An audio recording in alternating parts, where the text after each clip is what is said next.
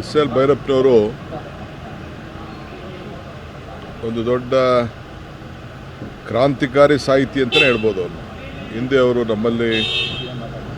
ನಮ್ಮಲ್ಲೇ ನಾವು ಕನ್ನಡ ಸಾಹಿತ್ಯ ಪರಿಷತ್ತಿನ ಅಧ್ಯಕ್ಷರಾಗಿ ನಮ್ಮಲ್ಲಿ ನಾವು ಮಾಡಿದಾಗ ಅವರೇ ಅಧ್ಯಕ್ಷತೆಯನ್ನು ವಹಿಸಿದರು. ನೇರ ನಿರಂತರ ಯಾರಿಗೂ ಕೂಡ ಹೆದರದೆ ಅವರ ಅಭಿಪ್ರಾಯವನ್ನು ವ್ಯಕ್ತಪಡಿಸ್ತಾ ಇದ್ದರು. ಸೊ ಇವತ್ತು ಅವರು ನಮ್ಮ ಜೊತೆ ಇಲ್ಲ ಅಂಥೇಳಿ ತಿಳಿದು ಭಾಳ ದುಃಖ ಆಯಿತು. ಇದು ಸಾಹಿತ್ಯ ಲೋಕಕ್ಕೆ ಒಂದೇ ಅಲ್ಲ, ಬಹುಶಃ ಎಲ್ಲ ರಂಗದವ್ರಿಗೂ ಒಂದು ಮಾರ್ಗದರ್ಶನ ಕೊಡೋಷ್ಟು ವ್ಯಕ್ತಿತ್ವ ಗೌರವವನ್ನು ಉಳಿಸ್ಕೊಂಡು ಬಂದಿದ್ದರು. ಯಾವುದಕ್ಕೂ ಕೂಡ ಅವರು ಆಗ್ತಿರ್ತಿಲ್ಲ. ಅವರ ಕೆಲಸ ಎಷ್ಟೋ ಅಷ್ಟು ಮಾಡಿ ಇವತ್ತು ಅವರ ಹೆಸರು ಶಾಶ್ವತವಾಗಿ ಉಳ್ಕೊಂಡಿದೆ. ಅವರ ಆತ್ಮಕ್ಕೆ ಶಾಂತಿ ಸಿಗಲಿ. ಕರ್ನಾಟಕ ಸರ್ಕಾರ ಮತ್ತು ಕಾಂಗ್ರೆಸ್ ಪಕ್ಷ ಎರಡೂ ಕೂಡ ಕಂಬನಿಯನ್ನು ವ್ಯಕ್ತಪಡಿಸ್ತದೆ.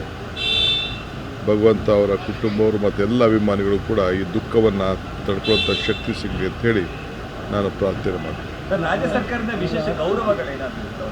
ಅದು ನನಗೆ ಮಾತಾಡಲ್ಲ, ನೋಡೋಣ ಕ್ಯಾಬಿನೆಟ್ಟಲ್ಲಿ. ಹಾಗೆ ನಾನು ಏಕಾಏಕಿ ಮಾತಾಡೋಕ್ಕಾಗಲ್ಲ. ಅದೆಲ್ಲ ಅನೇಕ ಚರ್ಚೆಗಳು ಮಾಡಬೇಕು. ಚರ್ಚೆ ಮಾಡಿ ತೀರ್ಮಾನ ಮಾಡಿ.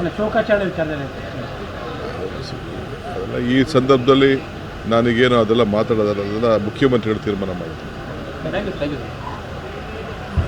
ಈಗ ನಾನು ಕಾವೇರಿ ಆರತಿ ತಯಾರಿ ನೋಡೋಕೆ ಹೋಗ್ತಾ ಇದ್ದೀನಿ KRSಗೆ. ಸೊ ನಮ್ಮವರ ತಂಡ ಎಲ್ಲ ಸ್ವಲ್ಪ ಸಾಂಕೇತಿಕವಾಗಿ ರೆಡಿ ಮಾಡಿದೆ.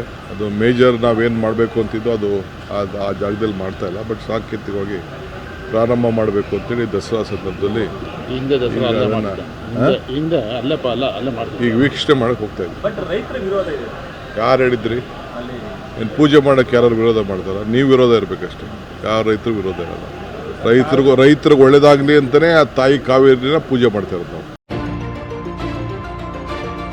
DDU ನ್ಯೂಸ್, ಇದು ಜನಸಾಮಾನ್ಯರ ಧ್ವನಿ.